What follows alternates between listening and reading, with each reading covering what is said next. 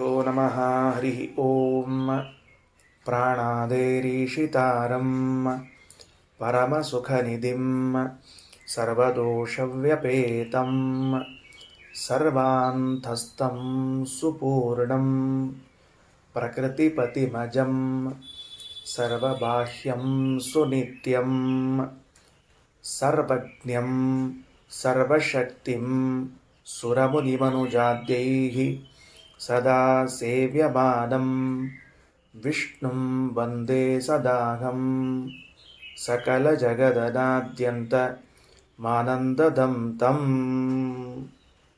ಶ್ರೀ ಗುರುಭ್ಯೋ ನಮಃ. ಹೊಸ ಬ್ರಾಹ್ಮಣ ಪ್ರಾರಂಭವಾಗಲಿಕ್ಕತ್ತದ. ಇದರಲ್ಲಿ ಈಗ ಬರುವಂತಹದ್ದು ಕಹೋಳ ಬ್ರಾಹ್ಮಣ ಅಂತ ಹೆಸರು. ಯಾರವರು ಕಹೋಳರು ಅಂದ್ರೆ ಕುಶೀತಕ ಅಂತನ್ನುವ ಋಷಿಯ ಮಕ್ಕಳಾದವರು ಕಹೋಳರು ಅಂತ. ಆ ಕುಶೀತಕ ಋಷಿಯ ಮಕ್ಕಳಾದ ಕಹೋಳರು ಏನನ್ನ ಪ್ರಶ್ನಿಸುತ್ತಿದ್ದಾರೆ ಯಾಜ್ಞವಲ್ಕ್ಯರಿಗೆ? ಜನಕ ಮಹಾರಾಜ ತಾನೊಂದು ಯಜ್ಞವನ್ನು ನೆರವೇರಿಸಿದಾಗ ಆ ಯಜ್ಞದಲ್ಲಿ ಕುರುದೇಶದ ಪಾಂಚಾಲ ದೇಶದ ಸುತ್ತಮುತ್ತಲಿನ ಎಲ್ಲ ಪ್ರದೇಶದ ಜ್ಞಾನಿವರ್ಗ ಜಮಾವಣೆಯಾದಾಗ ಇವರಲ್ಲಿ ಉತ್ತಮ ಜ್ಞಾನಿ ಯಾರು ಅಂತ ತಿಳಿದುಕೊಳ್ಳುವ ಕುತೂಹಲದಿಂದ ಒಂದು ಪ್ರಯೋಗವನ್ನು ಮಾಡ್ತಾರೆ. 1000 ಆಕಳುಗಳನ್ನು ಸುವರ್ಣಮಯವಾಗಿ ಅಲಂಕಾರಗೊಳಿಸಿ ಒಂದು ಕಡೆಗೆ ಕಟ್ಟಿಟ್ಟು, ನಿಮ್ಮಲ್ಲಿ ಯಾರು ಉತ್ತಮರಾದ ವಿದ್ವಾಂಸರಿದ್ದಾರೋ ಅವರು ಅವಶ್ಯವಾಗಿ ಈ ಆಕಳನ್ನು ತೆಗೆದುಕೊಂಡು ಹೋಗಬಹುದು ಅಂತ ಹೇಳಿದಾಗ, ಅವರವರಲ್ಲೇ ಒಂದು ವಿಷಯವನ್ನು ತೆಗೆದುಕೊಂಡು ಶಾಸ್ತ್ರೀಯವಾದ ಚರ್ಚೆಯಾಗ್ತದೆ. ಹಾಗೆ ಚರ್ಚೆಯಾದಾಗ ನಿಜವಾದ ವಿದ್ವಾಂಸ ಹೊರಹೊಮ್ಮುತ್ತಾನೆ ಅಂತ ಸಂಕಲ್ಪ ಮಾಡಿಕೊಂಡು ಜನಕ ಮಹಾರಾಜ ಹಾಗೆ ಘೋಷಣೆ ಮಾಡಿಸಿದ. ಆಗ ಯಾಜ್ಞವಲ್ಕ್ಯರು ತಮ್ಮ ಶಿಷ್ಯನಿಗೆ ಹೇಳಿ, ನೋಡು, ನೀನು ಈ ಆಕಳಗಳನ್ನು ತೆಗೆದುಕೊಂಡು ಹೋಗಿ ನಮ್ಮ ಆಶ್ರಮದಲ್ಲಿ ಕಟ್ಟಿಬಿಡು ಅಂತ ಹೇಳಿಬಿಡುತ್ತಾರೆ. ಅಲ್ಲಿ ಇದ್ದ ವಿದ್ವಾಂಸರಲ್ಲಿ ಒಬ್ಬ ಎದ್ದೇಳ್ತಾನೆ. ಆತ ಜನಕ ಮಹಾರಾಜನ ಪುರೋಹಿತ. ಅವನಂತಾನೆ, ಏನ್ರಿ ಯಾಜ್ಞವಲ್ಕ್ಯರೇ, ನಿಮ್ಮನ್ನು ನೀವು ಬ್ರಹ್ಮಜ್ಞಾನಿಗಳು ಅಂತ ನಿರ್ಧರಿಸಿಕೊಂಡು ಬಿಟ್ಟಿದ್ದೀರೋ ಹೇಗೆ ಅಂತ ಕೇಳ್ತಾನೆ. ಆಗ ನಾವು ಬ್ರಹ್ಮಜ್ಞಾನಿಗಳಿಗೆ ತಲೆಬಾಗಿಸುವರೇ ಹೊರತಾಗಿ ನಮ್ಮನ್ನು ನಾವು ಬ್ರಹ್ಮಜ್ಞಾನಿಗಳು ಅಂತ ತಿಳಿದುಕೊಂಡವರಲ್ಲ ಅಂತ ಮೃದುವಾದ ಉತ್ತರವನ್ನು ಕೊಡುತ್ತಾರೆ. ಅದಕ್ಕೆ ಅವನಂತಾನೆ, ಮತ್ತೆ ನೀವು ಬ್ರಹ್ಮಜ್ಞಾನಿಗಳಿಗೆ ತಲೆಬಾಗುವರಾದರೆ ಆಕಳುಗಳನ್ನು ಕೊಂಡೊಯ್ದದ್ದು ಯಾಕೆ ಅಂತ. ಅವಶ್ಯಕತೆ ಇದೆ, ತಗೊಂಡು ಹೋಗಿದ್ದೀನಷ್ಟೇ. ಅಲ್ಲ, ನಿಮಗೆ ಅವಶ್ಯಕತೆ ಇದೆ ಅಂತ ನೀವು ಬೇಕಾದ ಮಾಡೋದಾ? ಏನು ನಿಯಮ ಏನು ಹಾಕಿದೆ ಇಲ್ಲಿ? ನಿರ್ಬಂಧ ಏನಿದೆ? ಯಾರೋ ತಮ್ಮನ್ನು ತಾವು ಬ್ರಹ್ಮಜ್ಞಾನಿಗಳು ಅಂತ ಪ್ರಚುರಪಡಿಸ್ತಾರೋ, ಪ್ರಸಿದ್ಧಿ ಪಡಿಸ್ತಾರೋ ಅವರು ಮಾತ್ರ ತೆಗೆದುಕೊಂಡು ಹೋಗಬೇಕು ಅಂತಿದೆ. ಏನೋ ಅವಶ್ಯಕತೆ ಇದೆ ಅಂತ ತಗೊಂಡು ಹೋಗೋದಲ್ಲ. ಹಾಗಾದರೆ ನಾವು ನಿಮ್ಮ ಬಳಿ ಪ್ರಶ್ನೆಯನ್ನು ಕೇಳುತ್ತೇವೆ, ಉತ್ತರಿಸ್ರಿ ಅಂತ ಹೇಳಿದಾಗ ಎಲ್ಲ ಪ್ರಶ್ನೆಗಳಿಗೆ ಒಂದೊಂದಾಗಿ ಉತ್ತರ ಕೊಡ್ತಾ ಬರ್ತಿದ್ದಾರೆ. ಇದು 5ನೇ ಬ್ರಾಹ್ಮಣ, ಕಹೋಳ ಬ್ರಾಹ್ಮಣ ಅಂತ. 4 ಬ್ರಾಹ್ಮಣಗಳಲ್ಲಿ ಉತ್ತರವನ್ನು ಕೊಟ್ಟಾಯಿತು. 5ನೇ ಬ್ರಾಹ್ಮಣ ಬರ್ತಾ ಇದೆ. 100 ಬ್ರಾಹ್ಮಣದಲ್ಲಿ ಕೂಡಿರುವಂತಹ ಗ್ರಂಥ ಅದು ಶತಪಥ ಬ್ರಾಹ್ಮಣ. ಆ ಶತಪಥ ಬ್ರಾಹ್ಮಣದಲ್ಲಿ ಕೆಲವು ಅಧ್ಯಾಯಗಳನ್ನು ಮಾತ್ರ ಇಲ್ಲಿ ಆರಿಸಿಕೊಂಡು ಅದಕ್ಕೊಂದು ಬೃಹದಾರಣ್ಯಕ ಅಂತ ನಾಮ ಮಾಡಿ, ಅದರಲ್ಲಿ ಬರುವ ಒಂದೊಂದು ಬ್ರಾಹ್ಮಣಗಳಿಗೂ ಬೇರೆ ವ್ಯಾಖ್ಯಾನಕಾರರು ತಮ್ಮ ಮನಸೋ ಇಚ್ಛೆ ವ್ಯಾಖ್ಯಾನವನ್ನು ಮಾಡಿದ್ದಾದರೆ, ಮೂಲ ಅರ್ಥವನ್ನು ತಿಳಿಸುವಂತಹ ಕಾಳಜಿಯುಳ್ಳ ಆಚಾರ್ಯರು ಪ್ರಶ್ನಿಸಿ ಅವುಗಳಿಗೆ ವ್ಯಾಖ್ಯಾನವನ್ನು ಮಾಡ್ತಾ ಹೊರಡ್ತಾ ಇದ್ದಾರೆ. ಇಂತಿಪ್ಪ ಕಹೋಳ ಬ್ರಾಹ್ಮಣದಲ್ಲಿ ಅವರು ಕುಶೀತಕನ ಮಗ ಅಂತ ಕುಶೀತಕನ ಮಗನಾದ ಕಹೋಳರು ಪ್ರಶ್ನೆ ಮಾಡ್ತಾ ಇದ್ದಾರೆ. ಮಂತ್ರಾಲಯ ಸ್ವಾಮಿಗಳವರು ಇದಕ್ಕೊಂದು ಅವತಾರಿಕ ಕೊಟ್ಟಿದ್ದಾರೆ. ಎಲ್ಲರೂ ನನ್ನನ್ನು ನೋಡಿದರೆ ಬಹಳ ಒಳ್ಳೆಯದು. ಅಥ ಉಶಸ್ತೇರುಪರಮಾನಂತರಂ ಕುಶೀತಕೇರಪತ್ಯಂ ಕೌಶೀತಕೇಯ ಕಹೋಳ ನಾಮ ಮುಕ್ತಾನಾಂ ಭಗವತಃ ಭೇದಜ್ಞಾನಾಯ ಪ್ರಾಗುಪ್ತ ಅನುವಾದಪೂರ್ವಂ ಮುಕ್ತೇಶಯೋರ್ವೈಲಕ್ಷಣ್ಯಂ ಪಪ್ರಚ್ಛೈತ್ಯಾಹ ಅಥೇತ್ಯಾದಿನ. ರಾಯರ ವಾಕ್ಯವನ್ನು ಓದಿದ್ದೇನೆ, ಶ್ರವಣ ಮಾಡಿದ್ದೀರಿ, ಪುಣ್ಯ. ಅಥ ಉಶಸ್ತೇರುಪರಮಾನಂತರಂ, ಉಶಸ್ತ ಬ್ರಾಹ್ಮಣನು ಶಾಂತನಾದಾಗ ತನ್ನ ಪ್ರಶ್ನೆಗೆ ಉತ್ತರ ಸಿಕ್ಕಿತು, ಶಾಂತನಾದ. ಆಮೇಲೆ ಕುಶೀತಕರು ಎಂಬ ಋಷಿಗಳ ಮಗನಾದ ಕೌಶೀತಕೇಯನು ಕಹೋಳ ಎಂಬ ಹೆಸರಿನವನು ಏನನ್ನು ಪ್ರಶ್ನಿಸುತ್ತಿದ್ದಾನೆ ಅಂದರೆ ಮುಕ್ತರಿಗೂ ಭಗವಂತನಿಗೂ ಭೇದ ತಿಳಿಸಿಕೊಡ್ರಿ, ಮುಕ್ತರು ಬೇರೆ ಭಗವಂತ ಬೇರೆ ಅಂತನ್ನುವುದನ್ನು ನಮಗೆ ತಿಳಿಸಿಕೊಡಬೇಕು. ಯಾಕೆ ಆ ಪ್ರಶ್ನೆ ಬಂದಿತು? ಸಂಸಾರದಲ್ಲಿ ಇದ್ದಾಗ ನಾವು ಭಗವಂತನ ಅಧೀನರೇ ಆಗಿರುತ್ತೇವೆ ಎನ್ನುವುದಕ್ಕೆ ನಮ್ಮ ಅಸ್ವಾತಂತ್ರ್ಯ ಅಂತನ್ನುವುದು ನಮ್ಮ ಅನುಭವಕ್ಕೆ ಬರ್ತದೆ. ನಾನು ಅಸ್ವತಂತ್ರನಿದ್ದೇನೆ. ಯಾಕ? ಎಲ್ಲಿ ಹೋದರೂ ಪ್ರತಿಹತಿ, ವಿಘ್ನಗಳು, ಅಡೆತಡೆಗಳು ಆಗುವುದಿಲ್ಲ. ಕೆಲವೊಮ್ಮೆ ಸುಖ, ಕೆಲವೊಮ್ಮೆ ದುಃಖ, ಹೀಗೆ 108 ಅನುಭವಗಳಿಂದ ನಾನು ಅಸ್ವತಂತ್ರ ಅಂತನ್ನುವುದು ಸಿದ್ಧವಾಗಿದೆ. ಮುಕ್ತನಾದ ಮೇಲೆ ಕೆಲವರ ವಾದ ಏನು ಅಂದರೆ, ಸಂಸಾರದಲ್ಲಿ ಇದ್ದಾಗ ನಾವು ಅಧೀನ ಆಗಿರೋದು ಒಳ್ಳೆಯದು, ಮುಕ್ತರಾದ ಮೇಲೆ ನಾವ್ಯಾಕೆ ಅಧೀನ ಆಗಿರಬೇಕು, ಮುಕ್ತರಾದ ಮೇಲೆ ನಾವು ಸ್ವತಂತ್ರರಪ್ಪ ಅಂತನ್ನುವ ವಾದವನ್ನು ಮಾಡ್ತಾರೆ. ಆ ವಾದದ ಬಗ್ಗೆ ನಮಗೆ ತಿಳುವಳಿಕೆ ಬೇಕು. ಮುಕ್ತರಾದ ಮೇಲೂ ನಾವು ಭಗವಂತನಂತೆ ಇರುವುದಿಲ್ಲ, ಭಗವಂತನಿಂದ ಅಭಿನ್ನರಾಗಿರುವುದಿಲ್ಲ, ಭಗವಂತ ಭಗವಂತನೇ ಆಗಿರ್ತಾನೆ, ನಾವು ನಾವೇ ಆಗಿರ್ತೇವೆ ಅಂತನ್ನುವ ಭೇದಜ್ಞಾನ. ಈ ಭೇದಜ್ಞಾನ ಅಂತಂದು ಕೂಡಲೇ ಕೇವಲ ದ್ವೈತಾದ್ವೈತ ಚರ್ಚೆ ಅಂತ ಭಾವಿಸಬಾರದು. ಅದ್ವೈತಿಗಳು ಅಭೇದವನ್ನು ಹೇಳ್ತಾರೆ, ದ್ವೈತಿಗಳು ಅರ್ಥಾತ್ ತತ್ವವಾದಿಗಳು ಭೇದವನ್ನು ಹೇಳ್ತಾರೆ, ಇಷ್ಟೇ ಚರ್ಚೆ ಇಲ್ಲ. ಭೇದ ಅಂದರೆ ವೈಲಕ್ಷಣ್ಯ, ವಿಲಕ್ಷಣ. ನಮಗಿಂತಲೂ ಭಗವಂತನ ವಿಲಕ್ಷಣನಾಗಿ ಇದ್ದಾನೆ, ಭಗವಂತನಿಗಿಂತಲೂ ನಾವು ಮಹಾ ವಿಲಕ್ಷಣರು ಅನ್ನುವ ಜ್ಞಾನ ಬರಬೇಕು ಅನ್ನುವುದಕ್ಕಾಗಿ ಹಿಂದೆ ಉಶಸ್ತ ಚಾಕ್ರಾಯಣ ಏನು ಭಗವಂತನ ಲಕ್ಷಣಗಳನ್ನು ಹೇಳಿದ್ನಲ್ಲ, ಅದನ್ನೇ ಅನುವಾದ ಮಾಡಿ ಈ ಭಗವಂತನ ವಿಷಯದಲ್ಲಿ ಹಿಂದೆ ನೀವು ಯಾರಿಗೆ ಉತ್ತರ ಕೊಟ್ಟಿದ್ದೀರಲ್ಲ ಅದೇ ಭಗವಂತನ ವಿಷಯದಲ್ಲಿ ಮತ್ತೊಂದು ಪ್ರಶ್ನೆ ಇದೆ. ಏನು ಪ್ರಶ್ನೆ? ಮುಕ್ತನಾದಾಗ ಮುಕ್ತನಿಗೂ ಭಗವಂತನಿಗೂ ಇರುವಂತಹ ವೈಲಕ್ಷಣ್ಯವನ್ನು ಹೇಳ್ರಿ, ಭೇದಜ್ಞಾಪನ ಮಾಡ್ರಿ, ಇವ ಬೇರೆ ಅಂತ ತಿಳಿಸಿಕೊಡ್ರಿ ನಮಗೆ ಅಂತನ್ನುವ ಪ್ರಶ್ನೆಯನ್ನು ಕೇಳುತ್ತಿದ್ದಾರೆ. ಅಥ ಹೈನಂ ಕಹೋಳ ಕೌಶೀತಕೇಯ ಪಪ್ರಚ್ಛ ಎಂಬ ಬ್ರಾಹ್ಮಣದಿಂದ ಅಂತ ಇಷ್ಟು ರಾಘವೇಂದ್ರ ಸ್ವಾಮಿಗಳವರು ವ್ಯಾಖ್ಯಾನವನ್ನು ಇದ್ದಾರೆ, ಅವತಾರಿಕೆಯನ್ನು ಕೊಟ್ಟಿದ್ದಾರೆ. ಅಥ ಹೈನಂ ಕಹೋಳ ಕೌಶೀತಕೇಯ ಪಪ್ರಚ್ಛ. ಕಹೋಳ ಕೌಶೀತಕೇಯರು ಪ್ರಶ್ನೆ ಮಾಡ್ತಾ ಇದ್ದಾರೆ. ಯಾಜ್ಞವಲ್ಕೇತಿ ಹೋವಾಚ. ಯಾಜ್ಞವಲ್ಕ್ಯ ಅಂತ ಇಟ್ಟುಕೊಂಡು ಸಂಬೋಧನಾ ಮಾಡಿ ಹೇಳಿಕತ್ತಾರೆ. ಮತ್ತು ಅವರ ಹೆಸರನ್ನು ಕೂಗಿ ಯಾಜ್ಞವಲ್ಕೇತಿ ಹೋವಾಚ ಅನ್ನುವಲ್ಲಿ ಹೆಂಗೆ ಅರ್ಥ ಮಾಡಬೇಕು? ಯಾಜ್ಞವಲ್ಕ್ಯ ಇತಿ ಹ ಉವಾಚ. ಪ್ರತಿ ಬಾರಿಯೂ ಬ್ರಾಹ್ಮಣ ಪ್ರಾರಂಭ ಆದಾಗ ಅವರ ಹೆಸರನ್ನು ಗೌರವದಿಂದ ಸಂಬೋಧಿಸಿ ಮುಂದೆ ಕೇಳುವ ವಾಕ್ಯಗಳನ್ನು ಪ್ರಶ್ನೆಗಳನ್ನು ನಿರೂಪಣೆ ಮಾಡ್ತಾ ಹೋಗ್ತದೆ. ಯದೇವ ಸಾಕ್ಷಾತ್ ಅಪರೋಕ್ಷಾತ್ ಬ್ರಹ್ಮ ಯ ಆತ್ಮ ಸರ್ವಾಂತರಃ ತಮೇವ ಮೇ ವ್ಯಾಚಕ್ಷ್ವೇತಿ. ಯದೇವ ಸಾಕ್ಷಾತ್ ಅಪರೋಕ್ಷಾತ್ ಹಿಂದೆ ಬಂದದ, ಅದನ್ನೇ ಅನುವಾದ ಮಾಡಿ ಕೇಳುತ್ತಿದ್ದಾರೆ ಅಂತ. 1 ಸೆಕೆಂಡ್ ತಗೊಳ್ತೀನಿ. ಇಲ್ಲಿ ಮುಕ್ತನಾದ ವ್ಯಕ್ತಿಗೂ ಪರಮಾತ್ಮನಿಗೂ ವೈಲಕ್ಷಣ್ಯವನ್ನೋ ಅರ್ಥಾತ್ ಭೇದವನ್ನೋ ಪ್ರಶ್ನಿಸುತ್ತಿದ್ದಾನೆ ಎಂಬುದು ಮೇಲೆ ವಾಕ್ಯ ನೋಡಿದಾಗ ನಮಗೆ ಸಮಂಜಸವಾಗಿ ತಿಳಿಯುವುದಿಲ್ಲ. ಭಾಷ್ಯದಲ್ಲಿ ಅದರ ಸ್ಪಷ್ಟೀಕರಣ ಮಾಡಿದ್ದಾರೆ. ಹಾಗಾಗಿ ಇವತ್ತು ಕಹೋಳ ಬ್ರಾಹ್ಮಣದ ಮೂಲ ಉಪನಿಷತ್ತಿನ ಅರ್ಥವನ್ನು ತಿಳಿದುಕೊಂಡು ಮುಗಿಸಿಬಿಡೋದು. ನಾಳೆ ಭಾಷ್ಯವಾಕ್ಯವನ್ನು ಓದುತ್ತಿರುವಾಗ ಅದು ಯಾಕೆ ಇದೇ ಪ್ರಶ್ನೆ ಅಂತನ್ನುವುದನ್ನು ಸಿದ್ಧಪಡಿಸಿಕೊಳ್ಳುವುದು ಮುಂದೊರಟಿದ್ದೇನೆ. ಯದೇವ ಸಾಕ್ಷಾತ್ ಅಪರೋಕ್ಷಾತ್ ಬ್ರಹ್ಮ ಯ ಆತ್ಮ ಸರ್ವಾಂತರಃ ತಮೇವ ಮೇ ವ್ಯಾಚಕ್ಷ್ವೇತಿ. ಯಾಜ್ಞವಲ್ಕ್ಯರೇ, ನಿನ್ನೆ ಅವರ ಪ್ರಶ್ನೆ ಕೇಳಿದ್ರಲ್ಲ ಚಾಕ್ರಾಯಣರು, ಸಾಕ್ಷಾತ್ ಅಪರೋಕ್ಷಾತ್, ಯಾರ ಅನುಗ್ರಹವೂ ಇಲ್ಲದೆ, ಯಾರ ಭಿಡೆಯೂ ಇಲ್ಲದೆ. ನಮ್ಮ ಉತ್ತರ ಕರ್ನಾಟಕ ಭಾಷೆ ಚಲೋ ಅದ ರೀ, ನಿಂದೇನು ಭಿಡೇನು ನನಗೆ ಅಂತ ಕೇಳ್ತಿರ್ತಾರೆ. ಭಿಡೆ ಚಲೋ ರೀ ಶಬ್ದ. ಯಾಕಂದ್ರೆ ಪ್ರಸಾದ ಗಿಸಾದೆಲ್ಲ ಅರ್ಥ ಆಗಂಗಿಲ್ಲ ರೀ. ಯಾಕಂದ್ರೆ ನಾವು ಪ್ರಸಾದ ಅಂತ ಅಂದ್ಕೊಳ್ಳಿ ಮತ್ತೆ ಗಣಪತಿ ಪ್ರಸಾದ, ಸತ್ಯನಾರಾಯಣ ಪ್ರಸಾದ, ಆಮೇಲೆ ಮತ್ತೆ ಇನ್ನು ಪ್ರಸಾದಗಳು ಅರ್ಥ ಆಗ್ತಿರ್ತಾವೆ. ರಾಮದೇವ್ರ ಪ್ರಸಾದ ಮಠದಾಗಿಂದು ಇಷ್ಟು ಅರ್ಥ ಆಗ್ತಿರ್ತಾವೆ. ಅದಕ್ಕೆ ನಿಂದೇನು ಬಿಡೇನು ಅಂತ. ಅದಕ್ಕೆ ಯಾರ ಬಿಡೆಯೂ ಇಲ್ಲದೆ ತಾನೇ ಎಲ್ಲವನ್ನ ಬಲ್ಲವನಾಗಿದ್ದಾನೆ, ಗುಣಪೂರ್ಣನಾಗಿದ್ದಾನೆ, ಸರ್ವಸ್ವಾಮಿಯಾಗಿದ್ದಾನೆ, ಎಲ್ಲ ಸಾಮರ್ಥ್ಯವುಳ್ಳವನಾಗಿದ್ದಾನಲ್ಲ, ಅವನನ್ನೇ ತಿಳಿಸಿರಿ. ಉತ್ತರ ಕೊಟ್ಟರು, ಏಷತೆ ಆತ್ಮ ಸರ್ವಾಂತರಃ, ಅವನೇ ನಿನ್ನ ಅಂತರ್ಯಾಮಿಯಾದ ಭಗವಂತ ಅಂದುಬಿಟ್ರು. ಕಥಮೋ ಯಾಜ್ಞವಲ್ಕ್ಯ ಸರ್ವಾಂತರಃ, ಹೆಂಗಿದ್ದಾನವ ಹೇಳ್ರಿ, ಸರ್ವಾಂತರನಾದವನೋ ನನ್ನ ಅಂತರ್ಯಾಮಿಯಾದ ಸರ್ವಶಕ್ತನಾದ ಭಗವಂತ ಹೆಂಗಿದ್ದಾನ ಹೇಳ್ರಿ ಅಂತ ಕೇಳ್ತಿದ್ದಾರೆ.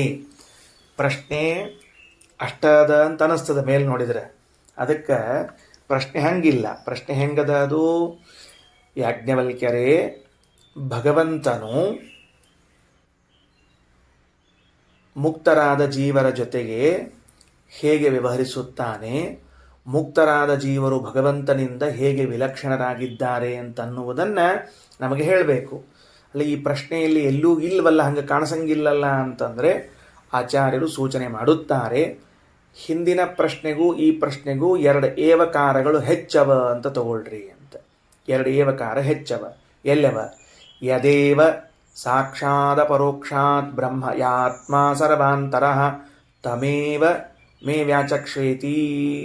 ಎರಡು ಏವಕಾರಗಳು. 2 ಏವಕಾರ ಏನು ಹೇಳಿಕತ್ತಾವ ಅಂತಂದ್ರೆ, ಅವುಗಳು ಭಗವಂತನಿಗೂ ಮುಕ್ತರಿಗೂ ಭೇದ ಅದ ಅಂತ ಅನ್ನೋದನ್ನು ತಿಳಿಸ್ಲಿಕ್ಕೆ ಹೊರಟಾವ.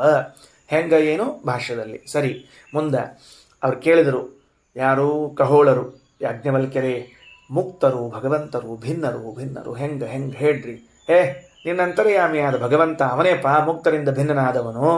ಅರೆ, ನನ್ನಂತರ್ಯಾಮಿಯಾದ ಭಗವಂತನು ಮುಕ್ತರಿಂದ ಭಿನ್ನನಾಗಿದ್ದಾನೆ ಅಂತ ಗೊತ್ತಿದೆ. ಯಾವ ಬಗೆಯಲ್ಲಿ ಹೇಳ್ರಿ ಅಂತ ಕೇಳಿದಾಗ, ಯೋ ಅಶನಾಯ ಪಿಪಾಸೆ ಶೋಕಂ ಮೋಹಂ ಜರಾ ಮೃತ್ಯುಮತ್ತೇತಿ. ಮುಂದಿನ ವಾಕ್ಯ ಶುರುವಾಯ್ತು ನೋಡ್ರಿ. ಈಗ ಒಂದು ಲಕ್ಷಣ, ಮುಕ್ತನಾದ ಭಗವಂತ ಮುಕ್ತ ಅಲ್ಲ, ಭಗವಂತನ ಲಕ್ಷಣ, ಅನಂತರದಲ್ಲಿ ಅದರಿಂದ ಮುಕ್ತನ ಲಕ್ಷಣ, ಹಿಂಗೆ ಹೇಳಿ ಹೊರಟಾರೆ. ಭಗವಂತನು ಹೇಗಿದ್ದಾನೆ ಅಂತ ಕೇಳಿದರೆ, ಯಾವ ಪರಮಾತ್ಮನು ಏನಾಗ್ಯಾನ? ಅಶನಾಯ ಪಿಪಾಸೆ. ಅಶನಾಯ ಅಂದ್ರೆ ಹಸಿವೆ, ಪಿಪಾಸ ಅಂದ್ರೆ ನೀರಡಿಕೆ. ಅದು ದ್ವಿವಚನ ಶಬ್ದ. ಅಶನಾಯ ಪಿಪಾಸ ಅಂತ 2 ಶಬ್ದಗಳು, ಎರಡೂ ಕೂಡಿಸಿ ಹೇಳಿದಾಗ ಅಶನಾಯ ಪಿಪಾಸೆ ಅಂತ ದ್ವಿವಚನದಲ್ಲಿ ಅದ. ಹಸಿವೆ, ನೀರಡಿಕೆಗಳು. ಶೋಕಂ ಮೋಹಂ. ಶೋಕ ಅಂದ್ರೆ ದುಃಖ, ಮೋಹ ಅಂತಂದ್ರೆ ಅದೇನಂತಾರ, ಎಲ್ಲಿ ಪ್ರೇಮ ಮಾಡಬಾರದು ಅಲ್ಲಿ ಪ್ರೇಮ ಕೂತಿದ್ರೆ ಅದನ್ನು ಮೋಹ ಅಂತ ಕರೀತಾರೆ. ಎಲ್ಲಿ ಮಾಡಬಾರದು ಅಲ್ಲಿ ಮಾಡಿದರೆ ಅದಕ್ಕೇನು ಕರೀತಾರೆ? ಮೋಹ ಅಂತ ಕರೀತಾರೆ. ಎಲ್ಲಿ ಮಾಡಬೇಕು ಅಲ್ಲಿ ಮಾಡಿದರೆ ಭಕ್ತಿ ಅಥವಾ ಪ್ರೇಮ ಅಂತ ಕರೀತಾರೆ. ನೋಡ್ರಿ, ಮೋಹಕ್ಕೂ ಪ್ರೇಮಕ್ಕೂ ಇಷ್ಟು ವ್ಯತ್ಯಾಸ. ಬ್ಯಾಡಾದ ವಿಷಯದೊಳಗೆ ಪ್ರೀತಿ ಕೂತಿರ್ತಾರಲ್ಲ, ಅದನ್ನು ಮೋಹ ಅಂತ ಕರೀತಾರೆ. ಮೋಹಂ.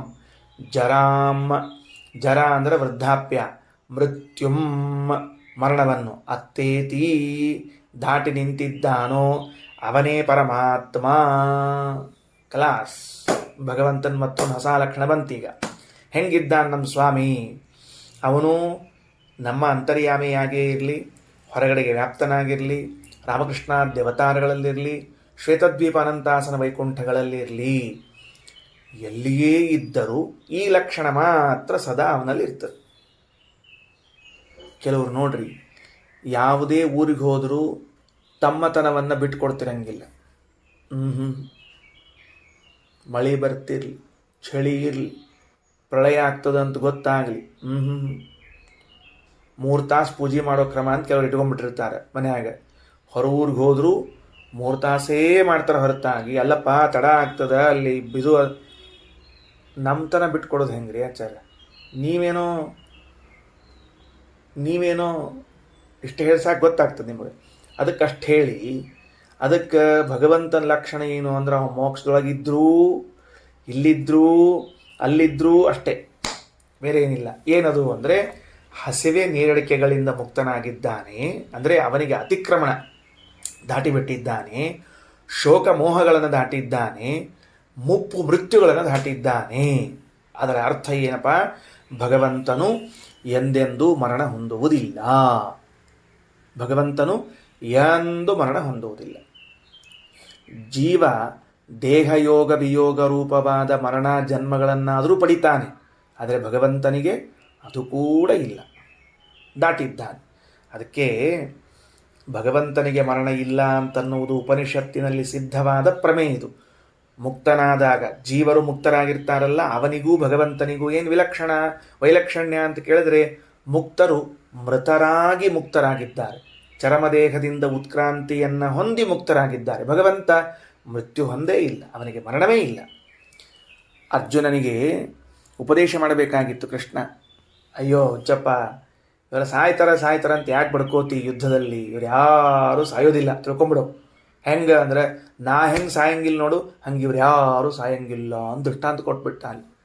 ನತ್ವೇವಾಘಂ ಜಾತು ನಾಸಂ ನತ್ವಂ ನೇಮೇ ಜನಾಧಿಪಾಗ ನ ಚೈವ ನ ಭವಿಷ್ಯಾಮಃ ಸರ್ವೇ ವಯಮತಃ ಪರಂ. ಅರ್ಜುನ, ನಾನಾಗಲಿ ನೀನಾಗಲಿ ಇವರಾಗಲಿ ಯಾರೂ ಕೂಡ ಸಾಯುವುದಿಲ್ಲ. ಅದು ಹೆಂಗೆ ಹೇಳಿದರು ಆಚಾರ ಅಂತಾರೆ, ಕೃಷ್ಣನ್ ಯಾರು ಸಾಯಂಗಿಲ್ಲ ಅಂತ ಕೇಳಿದ್ರಪ್ಪ, ಅರ್ಜುನ ಕೇಳಿದ್ದು ಭೀಷ್ಮ ದ್ರೋಣಾದಿಗಳು ಸಾಯಂಗಿಲ್ಲ ಅಂತ ಕೇಳ್ಯಾರ.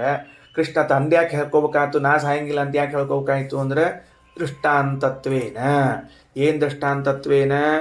ನಾನು ಹೇಗೆ ಮರಣಾದಿಗಳನ್ನು ಹೊಂದುವುದಿಲ್ಲವೋ ಹಾಗೆ ಯುದ್ಧ ಭೂಮಿಯಲ್ಲಿ ನಿಂತಿರುವ ಇವರೆಲ್ಲರೂ ಕೂಡ ಜೀವರು ಸ್ವರೂಪತಃ ಮರಣರಹಿತರಾಗಿದ್ದಾರೆ. ದೇಹಯೋಗ ವಿಯೋಗ ಅನಿವಾರ್ಯ. ಅದು ಅನಿವಾರ್ಯವಾದರೂ ಯಾವುದು ಹೋಗುವುದಿಲ್ಲ, ಯಾವುದು ಎಂದೆಂದೂ ಘಟಿಸುವುದಿಲ್ಲ ಅಂದ್ರೆ ಜೀವನ ಸ್ವರೂಪಕ್ಕೆ ಮರಣವು ಎಂದೂ ಘಟಿಸುವುದಿಲ್ಲ. ಹೇಗೆ? ನನ್ನಂತೆ ಅಂತ ದೃಷ್ಟಾಂತ ಕೊಟ್ಬಿಟ್ಟ. ಅದನ್ನು ನಾವೆಲ್ಲಿ ತಿಳಿಬಹುದು ಅಂದರೆ, ಖಗೋಳ ಬ್ರಾಹ್ಮಣದಲ್ಲಿ ತಿಳಿಯಬಹುದು. ಅವನಿಗೆ ಮರಣವಿಲ್ಲ ಅಂತಷ್ಟೇ ಅಲ್ಲಪ್ಪ, ಮತ್ತೆ ಜರ, ವಯಸ್ಸಾಗುವುದಿಲ್ಲ, ವೃದ್ಧಾಪ್ಯ ಇಲ್ಲ. ಮತ್ತೆ ಹೆಂಗಿರ್ತಾನವ? ಸಣ್ಣ ಹುಡುಗಿರ್ತಾನೇನೋ, ದೊಡ್ಡ ಆಗ್ತಾನೋ ಇಲ್ಲೋ ಅಂದರೆ ನಿತ್ಯ ತರುಣ. ಅದಕ್ಕೆ ಒಂದು ಮಂತ್ರದಲ್ಲಿ ಅಗ್ನಿ ಸಮಿದ್ಯತೆ ಕವಿರ್ಗೃಹಪತಿರ್ ಯುವ ಮಂತ್ರ ಹೇಳ್ತಿರ್ತಿರ್ಲೋ, ದೀಪ ಹಚ್ಚೋ ಕಾಲಕ್ಕೆ, ಬೆಳಗ್ಗೆ ಪೂಜೆ ಕೊಡೋ ಕಾಲಕ್ಕೆ ಈ ಮಂತ್ರ ಹೇಳಿ ದೀಪ ಹಚ್ತಿರ್ತಾರೆ ಕೆಲವರು ಅಂದ್ರೆ ಕೆಲವರು ಅಂತ ಅರ್ಥ ಅಷ್ಟ. ಅದಕ್ಕೆ ಹಂಗೆ ಹಚ್ಚೋ ಕಾಲಕ್ಕೆ ಅಗ್ನಿ ಸಮಿಧ್ಯತೆ ಕವಿ ಗೃಹಪತಿ ಯುವ. ಭಗವಂತ ಹೆಂಗಿದ್ದಾನೆ? ಯುವ, ತರುಣ, ನಿತ್ಯ ತರುಣನಾಗಿದ್ದಾನೆ ಹೊರತಾಗಿ ಅವನಿಗೆ ವಯಸ್ಸಾಯಿತು ಅಂತ ಮಾತ್ರ ತಿಳಿಯಬಾರದು. ವೃದ್ಧಾಪ್ಯ ಇಲ್ಲ. ಮುಂದೆ ಮೋಹ ಮಾಡುವುದಿಲ್ಲ ಭಗವಂತ. ಯಾರ ಬಗ್ಗೆಯೂ ವಿನಾಕಾರಣವಾಗಿ ಪ್ರೇಮ ಮಾಡಬಾರದ ಸ್ಥಳದಲ್ಲಿ ಪ್ರೇಮ ಮಾಡ್ಕೋತ ಕೊಡುವುದಿಲ್ಲ. ಶೋಕಂ, ದುಃಖ ಇಲ್ಲ. ಹೇಳಲೇಬೇಕೀಗ. ಯಾಕೆ ಹೇಳಬೇಕು ಅಂದರೆ, ಹಿಂದಿನ ಬ್ರಾಹ್ಮಣದಲ್ಲಿ ಅಥೋ ಅನ್ಯದಾರ್ಥಂ ಅಂತ ತಿಳಿದುಕೊಂಡು ಭಗವಂತನನ್ನು ಹೊರತುಪಡಿಸಿ ಉಳಿದವರೆಲ್ಲರೂ ಕೂಡ ದುಃಖಿಗಳು ಅಂತ ಹೇಳಿದ ಮೇಲೆ, ಇಲ್ಲೇನಾದರೂ ಮುಕ್ತನಾದಾಗ ಭಗವಂತನಿಗೆ ದುಃಖ ಅದ ಅಂದರೆ, ಮುಕ್ತನಾದಾಗ ಅಂದರೆ ಮೋಕ್ಷದಲ್ಲಿ ಎಲ್ಲರೂ ಇರುವಾಗ ಇವನಿಗೆ ದುಃಖದ ಅಂತ ಹೇಳಿಬಿಟ್ರೆ ವಿರೋಧ ಬರ್ತದೆ. ಹಾಗೆಂದು ಹೇಳೋದಿಲ್ಲ ವೇದ, ಸುಮ್ಮನೆ ತಿಳಿಸಿದ್ದೇನೆ ಅಷ್ಟೇ. ಆಯಿತಾ?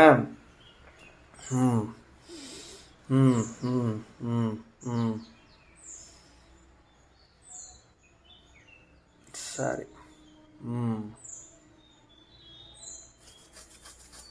ಓಕೆ, ಮುಂದೆ ನೋಡ್ರಿ. ಯೋ ಅಶನಾಯ ಪಿಪಾಸೆ, ಹಸಿವೆ ಮತ್ತು ಬಾಯಾರಿಕೆಗಳು ಇಲ್ಲ. ದೇವರಿಗೆ ಹಸಿವೆ ಆಯಿತು ಅಂತಿಲ್ಲ, ನೆರಳಿಕೆ ಆಯಿತು ಅಂತಿಲ್ಲ. ಒಂದೋಗೋಣ ಈಗ. ಇಂತಹ ಭಗವಂತನು ಅಂದಮೇಲೆ ಭಗವಂತನ ಲಕ್ಷಣ ಏನು ಅಂತ ತಿಳಿದಂಗಾಯ್ತು. ಈಗ ಅಥ ಹೈನಂ ಖಗೋಳ ಕೌಶೀತಕೇಯ ಪಪ್ರಚ್ಛ ಯಾಜ್ಞವಲ್ಕೇತಿ ಹೋವಾಚ ಯದೇವ ಸಾಕ್ಷಾದ ಪರೋಕ್ಷಾತ್ ಬ್ರಹ್ಮಯಾತ್ಮ ಸರ್ವಾಂತರಃ ತಮೇವ ಮೇ ವ್ಯಾಚಕ್ಷ್ವೇತಿ ಏಷತೆ ಆತ್ಮ ಸರ್ವಾಂತರಃ ಕಥಮೋ ಯಾಜ್ಞವಲ್ಕ್ಯ ಸರ್ವಾಂತರಃ ಯೋಷನಾಯ ಪಿಪಾಸೆ ಶೋಕಂ ಮೋಹಂ ಜರಾ ಮೃತ್ಯುಮತ್ತೇತಿ ಇತಿ. ಕುಶೀತಕನ ಮಗನಾದ ಖಗೋಳನು ಪ್ರಶ್ನೆ ಮಾಡ್ತಾನೆ, ಹೇ ಯಾಜ್ಞವಲ್ಕ್ಯರೇ, ಭಗವಂತ ಮಾತ್ರ ಮುಕ್ತರಾದವರಿಗಿಂತಲೂ ವಿಲಕ್ಷಣನಾಗಿದ್ದಾನೆ. ಯಾಕ? ಯಾರ ಅನುಗ್ರಹವಿಲ್ಲದೆ ಕೂಡ ಬರೇ ಈ ಸಂಸಾರದಲ್ಲಿದ್ದವರಿಂದ ವಿಲಕ್ಷಣ ಅಂತಲ್ಲ, ಭಗವಂತ ಮುಕ್ತರಾದವರಿಂದಲೂ ವಿಲಕ್ಷಣನಾಗಿದ್ದಾನೆ. ಯಾಕೆ? ಯಾರ ಅನುಗ್ರಹವಿಲ್ಲದೆ ಎಲ್ಲವನ್ನ ತನ್ನನ್ನೂ ಪರರನ್ನೂ ನೋಡ್ತಾನೋ, ಸ್ವಯಂ ಗುಣಪೂರ್ಣನಾಗಿದ್ದಾನೋ, ಅಂತರ್ಯಾಮಿಯಾಗಿ ಸರ್ವಸಮರ್ಥನಾಗಿದ್ದಾನೋ ಅಂತಹ ಮುಕ್ತ ವಿಲಕ್ಷಣನಾದ ಭಗವಂತನನ್ನೇ ನನಗೆ ಉಪದೇಶ ಮಾಡ್ರಿ ಅಂತ ಹೇಳಿದಾಗ ಅವನೇ ಮುಕ್ತ ವಿಲಕ್ಷಣನಾದ ಬ್ರಹ್ಮ ಯಾರು ಅಂದರೆ ನಿನ್ನ ಅಂತರ್ಯಾಮಿ. ಹೇಗಿದ್ದಾನ ನನ್ನ ಅಂತರ್ಯಾಮಿಯಾದ ಮುಕ್ತ ವಿಲಕ್ಷಣನಾದ ಭಗವಂತ ಹೇಗಿದ್ದಾನೆ ಅಂದರೆ, ಯಾರು ಹಸಿವೆ, ನೀರಡಿಕೆ, ಶೋಕ, ಮೋಹ, ಮುಪ್ಪು, ಮೃತ್ಯು ಇವುಗಳನ್ನು ದಾಟಿದ್ದಾನೋ ಅವನೇ ಮುಕ್ತ ವಿಲಕ್ಷಣನಾದ ಭಗವಂತ. ಮುಗಿಯಿತು. ನೆಕ್ಸ್ಟು ಏತಂ ವೈತಂ ಆತ್ಮಾನಂ ವಿದಿತ್ವಾ. ಈಗೊಂಚೂರು ಚಂದದ್ರಿ. ಈಗ ಅಂದರೆ ಇಷ್ಟೊತ್ತು ಭಗವಂತನ ಬಗ್ಗೆ ಕೇಳಿದ್ವಲ್ಲ, ಇನ್ನೊಂಚೂರು ನಮ್ಮ ಬಗ್ಗೆ ಹೇಳ್ತದೆ ಉಪನಿಷತ್ತು. ನಿಂದು ಒಂಚೂರು ಕಥೆ ಅದ ನೋಡೋದ್ರಾಗ ತೆಗಿ, ಪುಸ್ತಕ ತೆಗಿ. ಬರೇ ದೇವ್ರ ಕಥೆ ಅಂತ ತಿಳ್ಕೋಬೇಡ. ದೇವ್ರ ಕಥೆ ಹೇಳೋ ಕಾಲಕ್ಕೆ ನಿಂದು ಕಥೆ ಇಷ್ಟು ಬರ್ತಿರ್ತದೆ.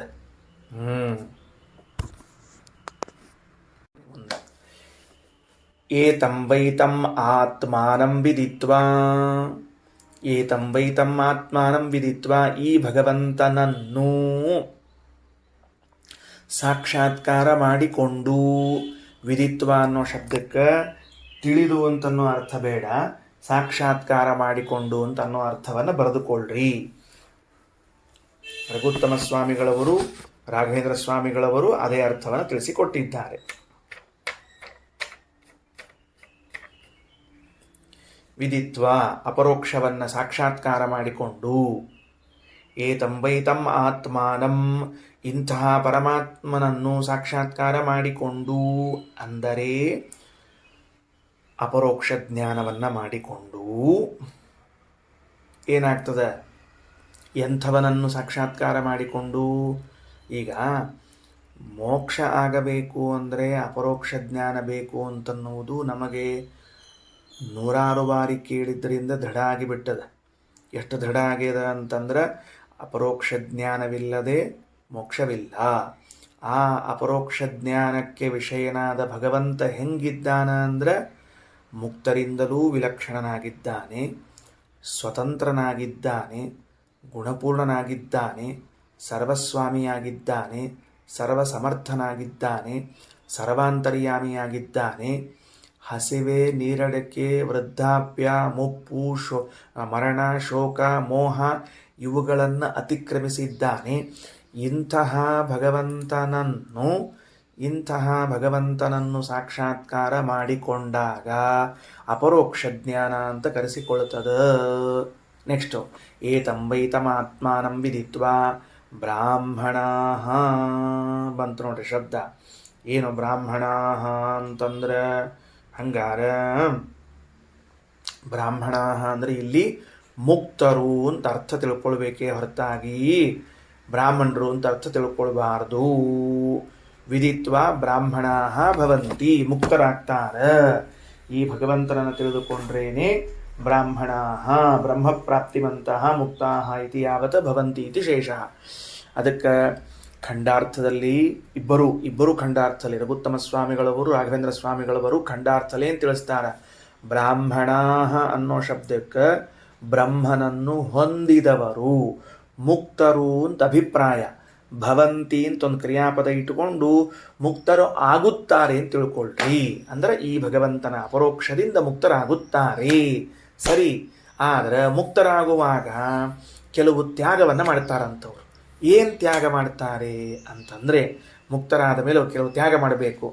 ಪುತ್ರೇಷಣಾಯಾಶ್ಚ ವಿತ್ತೈಷಣಾಯಾಶ್ಚ ಲೋಕೇಶಣಾಯಾಶ್ಚ ವ್ಯುತ್ಥಾಯ, ಇವುಗಳನ್ನೆಲ್ಲವನ್ನು ತ್ಯಾಗ ಮಾಡ್ತಾರಂತೆ.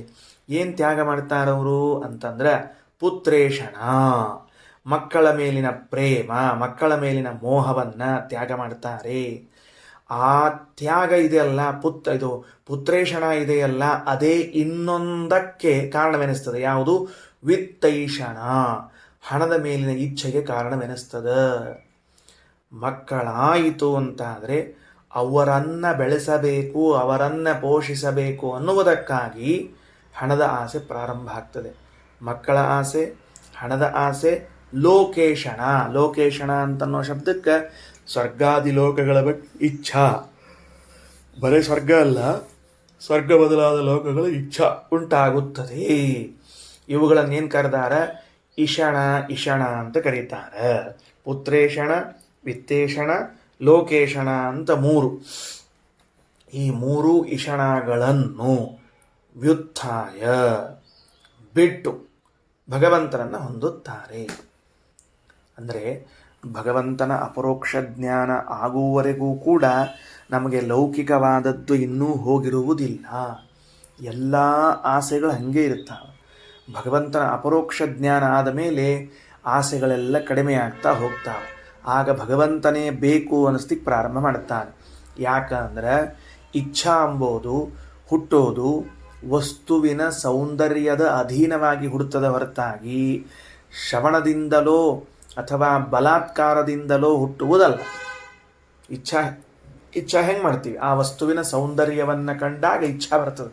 ಈಗ ನೋಡ್ರಿ, ಯಾವುದೇ ಒಂದು ವಸ್ತುವನ್ನು ಲೋಕದಲ್ಲಿ ನಾವು ತಗೊಳ್ಬೇಕು ಅಂತ ಹೊರಡ್ತೀವಲ್ಲ, ಯಾಕೆ ತಗೊಳ್ಬೇಕು ಅಂತ ಹೊರಡ್ತೀವಿ?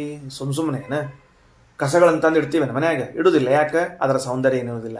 ಹಾಗಾದರೆ ವಸ್ತುವಿನ ಸೌಂದರ್ಯ ಅಧೀನವಾಗಿದೆ ನಮ್ಮ ಇಚ್ಛಾ. ಬಹಳ ಚಂದದ, ಇದನ್ನು ತಂದುಬಿಟ್ರಾತು ಅಂತ ಶುರುವಾಗ್ತದೆ. ಆ ಬಹಳ ಚಂದದಂತೇನ ವಸ್ತುವಿನ ಸೌಂದರ್ಯದ ನೋಡ್ರಿ, ತದಧೀನವಾಗಿದೆ ನಮ್ಮ ಇಚ್ಛಾ. ಅದಕ್ಕೆ ಇಷ್ಟು ದಿವಸ ಲೌಕಿಕ ಪದಾರ್ಥಗಳನ್ನು ಕಂಡು ಇವ ಚಂದವ ಅಂತ ಇಟ್ಕೊಂಡು ಇಲ್ಲಿ ಪ್ರೇಮ ಮಾಡ್ತಿದ್ವಿ. ಯಾವಾಗ ಭಗವಂತನ ಸಾಕ್ಷಾತ್ಕಾರ ಆತಲ್ಲ, ಅವ ಕ್ರಿಯೇಟರ್ ಬಂದು ನೋಡ್ರಿ, ಆ ವಸ್ತುವಿನ ಬದಲಿ ಜಾಗದೊಳಗೆ ಕ್ರಿಯೇಟರ್ ಬಂದಲ್ಲ, ಅವನ ಸೌಂದರ್ಯ ಆಸ್ವಾದನೆ ಆಯ್ತು. ಸಾಕ್ಬಿಡ, ಇವ್ಯಾವ ಬೇಡ ಅದ ಅಂಥೇಳಿ ಶುರುವಾತು. ಅಲ್ಲಿವರೆಗೆ ಯಾವ ವಸ್ತುವಿನ ಇಚ್ಛೆಯೂ ನಮಗೆ ಹೋಗಿರುವುದಿಲ್ಲ. ಭಗವಂತನನ್ನು ಕಂಡಾದ ಮೇಲೆ ಇಚ್ಛೆಯು ಹೋಗುತ್ತದೆ, ಲೌಕಿಕ ಇಚ್ಛೆಯು ಹೋಗುತ್ತದೆ. ಅಥ ಭಿಕ್ಷಾಚರ್ಯಾಂ ಚರಂತಿ. ಅನಂತರದಲ್ಲಿ ಇವನು ಏನು ಮಾಡ್ತಾನೆ? ಇವ ಭಿಕ್ಷಾ ಕೇಳ್ಕೊಂಡಿರ್ತಾನ. ನಡಿ, ಮುಗಿದು ಹೋದ ಕೆಲಸ. ಮುಕ್ತನಾದ ಮ್ಯಾಲೂ ಇನ್ನೂ ಭಿಕ್ಷಾ ಕೇಳ್ಕೊಂಡಿರೋದಾದ್ರ ಗತಿ ಏನ್ರಿ ಆಚಾರ ಅಂತಂದ್ರೆ ಅಲ್ಲಿ ನಮಗೆ ಭಿಕ್ಷಾಚರ್ಯ ಅನ್ನೋ ಅಭಿಪ್ರಾಯ ಇಲ್ಲ. ನಮಗೆ ಮುಕ್ತನಾದ ಮೇಲೂ ಭಿಕ್ಷಾಟನೆ ಮಾಡ್ತಾನ ಅಂದ್ರೆ ಅಸ್ವತಂತ್ರನಾಗಿಯೇ ಇರ್ತಾನ ಅನ್ನುವಲ್ಲಿ ತಾತ್ಪರ್ಯ.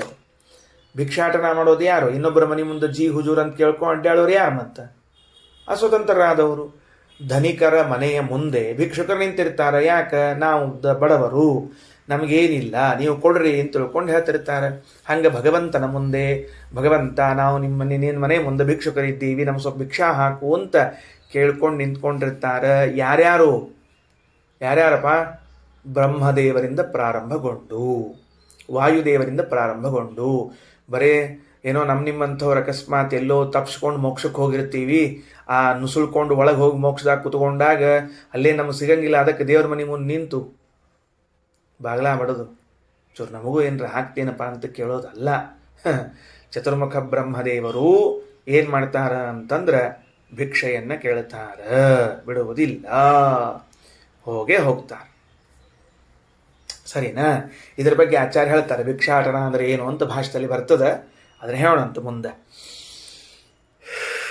ನೋಡ್ರಿ, ಅದಕ್ಕೆ ರಾಯರು ಬರೆದದ್ದು ಒಂಚೂರು ಓದ್ಬಿಟ್ಟಿರ್ತೀನಿ. ಅಥ ಮುಕ್ತ್ಯನಂತರಂ ರಾಯರು ಬರೆದಾರ. ರಘುತ್ತಮ ಸ್ವಾಮಿಗಳದ್ದು ಅದಕ್ಕೆ ಒಬ್ಬರದು ಓದ್ತಿರ್ತೀನಿ. ಅಥ ಮುಕ್ತ್ಯನಂತರಂ ಭಿಕ್ಷಾಚರ್ಯಂ ಚರಂತಿ ರಘುತ್ತಮ ಸ್ವಾಮಿಗಳವರು. ಪರಮಾತ್ಮನಃ ಏವ ವಿಪ್ರುಡಾನಂದಂ ಭಿಕ್ಷಂತೋ ವರ್ತಂತೆ. ಭಗವಂತನ ಆನಂದದಲ್ಲಿನ ವಂಧನಿ ಆನಂದವನ್ನ ಕೊಡಪ್ಪ ಸ್ವಾಮಿ, ನಿನ್ನ ಆನಂದ ಸಮುದ್ರ ಒಂಚೂರು ಕೊಡೋ ನಮಗೂ, ಹಂಗ್ಯಾಕೆ ಮಾಡ್ತಿ, ಒಂದು ಹನಿ ಕೊಡಲ್ಲ ಅಂತ ಹೇಳಿ ಆ ಆನಂದವನ್ನು ಅನುಭವಿಸುತ್ತಾರೆ. ಭಗವಂತ ಕೊಟ್ಟದ್ದನ್ನ ಏನು ಹೇಳಬೇಕಾಗಿದೆ? ವೈಲಕ್ಷಣ್ಯ ಹೇಳಬೇಕಾಗಿದೆ. ಭಗವಂತನ ಆನಂದ ಸಮುದ್ರದಷ್ಟು, ನಮ್ಮ ಸ್ವರೂಪಾನಂದ ಹನಿಯಷ್ಟು. ಅದು ಅವ ಹ್ಞೂ ಅಂದ್ರೆ ನಿನ್ನ ಸ್ವರೂಪಾನಂದ ನಿನಗೆ ಅನುಭವಿಸ್ಲಿಕ್ಕೆ ಆಗಲಿ ಅಂದ್ರೆ ಅದಕ್ಕೆ ಭಿಕ್ಷಾಟನ.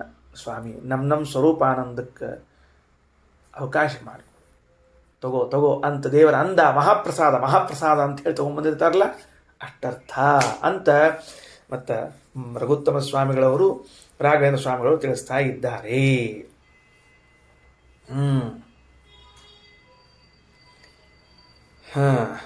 ಅಲ್ರಿ, ಮುಕ್ತರಾದ ಮೇಲೂ ಭಿಕ್ಷಾ ಕೇಳ್ಕೊಂಡ ಇರ್ತಾರ ಅಂತಂದ ಮೇಲೆ ಮುಕ್ತಿಯಲ್ಲೂ ಇವರು ದುಃಖಿಗಳಂತೆ ಆದರಲ್ಲ ಮತ್ತೆ. ಮುಕ್ತರಾದ ಮೇಲೂ ಇವರು ದುಃಖಿಗಳು ಅಂತೆ ಆದರಲ್ಲ ಮತ್ತೆ. ಅದಕ್ಕೆ ಉತ್ತರ ಈಗ ಅಲ್ಲಲ್ಲ, ನಿಜವಾದ ದುಃಖ ಅಂದರೆ ಯಾವುದಲ್ಲ ಅಂತ ತಿಳಿಸ್ತೇವೆ ಅಂತ ಮುಂದಿನ ವಾಕ್ಯ. ಮುಕ್ತರಾದ ಮೇಲೂ ಈ ಜೀವ ಭಿಕ್ಷಾ ಕೇಳ್ಕೊಂಡ ಬದುಕ್ತಾನ ಅಂತಂದ್ರೆ ಮತ್ತೆ ವ್ಯತ್ಯಾಸ ಏನು ಮತ್ತೆ? ನೋಡಪ್ಪ, ಅಥ ಭಿಕ್ಷಾಚರ್ಯಾಂ ಚರಂತಿ. ಮುಕ್ತರಾದ ಮೇಲೂ ಭಗವಂತನ ಬಳಿ ಭಿಕ್ಷಿಸಿಕೊಂಡು ಯಾಚಿಸಿಕೊಂಡು ನಮ್ಮ ಸ್ವರೂಪಾನಂದವನ್ನು ಅನುಭವಿಸುವುದು ಅಂದರೆ ಅಲ್ಲೂ ನಾವು ದುಃಖಿಗಳೇ ಆದಂತಾಯಿತಲ್ಲ ಅಂತಂದ್ರೆ ಅಲ್ಲ. ನೋಡು ಏನಂತ, ಯಾ ಹ್ಯೇವ ಪುತ್ರೈಷಣ ಸಾ ವಿತ್ತೈಷಣ ಯಾ ವಿತ್ತೈಷಣ ಸಾ ಲೋಕೈಷಣ ಉಭೇ ಹೇತೆ ಏಷಣೆ ಏವ ಭವತಃ. ಇವೇನು 3 ಇಷಣಗಳವ ನೋಡಪ್ಪ, ಈ 3 ಇಷಣಗಳವ ನೋಡು, ಇವು ನಿಜವಾದ ದುಃಖ, ಉಳಿದ ದುಃಖಗಳೇ ಅಲ್ಲ. ಮುಕ್ತಿಯಲ್ಲಿ ನಾವು ಭಿಕ್ಷೆ ಕೇಳುವುದು ದುಃಖ ಅಲ್ಲ, ಅದು ದುಃಖ ತಂದೊಡ್ಡುವ ಪ್ರಸಂಗವಲ್ಲದು. ಇದು ಮಾತ್ರ ಈಗ ನೋಡ್ರಿ, ಸುಮ್ಮನೆ ಉದಾಹರಣೆ ಹೇಳ್ತೀನಿ. ಮುಕ್ತಿಯಲ್ಲಿ ಭಿಕ್ಷಾ ಕೇಳೋದು ದುಃಖ ಅಲ್ಲ ಅಂತ ಅನ್ನೋದಕ್ಕೆ ದುಃಖ ಉದಾಹರಣೆ ಏನು? ಊಟಕ್ಕೆ ಕೂಡ್ತಿರ್ತೀವಿ, ಎದುರಿಗೆ ಯಾರೋ ಉತ್ತಮರಾದ ಬ್ರಾಹ್ಮಣರು ಬಂದು ಕೂತಿರ್ತಾರೆ, ವಿದ್ವಾಂಸರು ಕೂತಿರ್ತಾರೆ, ಎದುರು ಸಾಲ ನಾವು ಊಟಕ್ಕೆ ಕೂತಿರ್ತೀವಿ, ಕೈಯಲ್ಲಿ ಆಪೋಷಣ ಹಾಕ್ಕೊಂಡಿರ್ತೀವಿ, ಅವರೆಲ್ಲ ಕೂತಿರ್ತಾರೆ. ಕೃಷ್ಣಾರ್ಪಣ ಅಂದ ಕೂಡಲೇ ಅವರು ಕೂಡ್ತಾರೆ. ಕೂತ ಮೇಲೆ ನಾವು ಅವರಿಗೆ ಆಜ್ಞಾ ತಗೋತೀವಿ, ನಾವು ಕೂಡಬಹುದಾ ಅಂತ. ಓಂ ಅಂತವರಂತಾರೆ. ಆಮೇಲೆ ನಾವು ಊಟಕ್ಕೆ ಕೂಡ್ತೀವಿ. ಇಲ್ಲಿ ಅವರನ್ನ ಕೇಳಿ ಊಟಕ್ಕೆ ಕೂತಿದ್ದೇವೆ ಅಂತಿದು ದುಃಖದ ಸಂಗತಿಯೋ? ಅಲ್ವೇ ಅಲ್ಲ. ನಿನ್ನ ಎಲೆಯಲ್ಲಿ ಅನ್ನಾದಿಗಳಿವೆ, ಅದು ನಿನ್ನದ್ದೇ.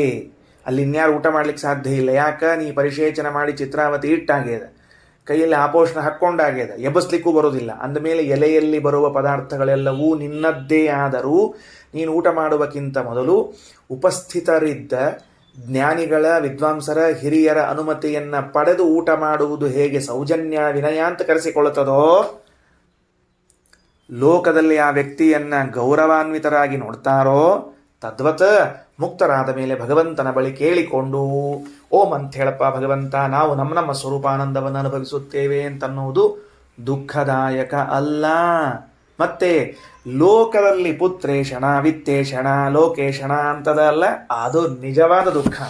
ಯಾಕ ಹೇಳ್ತಾರೆ ನೋಡ್ರಿ, ಯಾ ವಿತ್ತೈಷಣ ಸೈವ ಪುತ್ತೇಷಣ. ಮತ್ತು ಹಣದ ಆಶಾ ಮತ್ತು ಮಕ್ಕಳ ಆಶಾ ಅಂಬುದು ಬೇರೆ ಬೇರೆ ಅಲ್ಲೇ ಅಲ್ರಿ. ಖರೆ ಅಂದ್ರೆ ಮಕ್ಕಳಲ್ಲಿ ಇಚ್ಛಿಸುವುದು, ಹಣವನ್ನು ಇಚ್ಛಿಸುವುದು, ಲೋಕವನ್ನು ಇಚ್ಛಿಸುವುದು 3 ಅದಕ್ಕೆ ಉಪನಿಷತ್ ಅಂತದ ಮೊದಲು 3 ಹೇಳಿ ಆಮೇಲೆ 2 ಮಾಡಿಬಿಡ್ತದೆ. ಅದನ್ನು 3 ಬೇಡ 2. ಯಾಕ?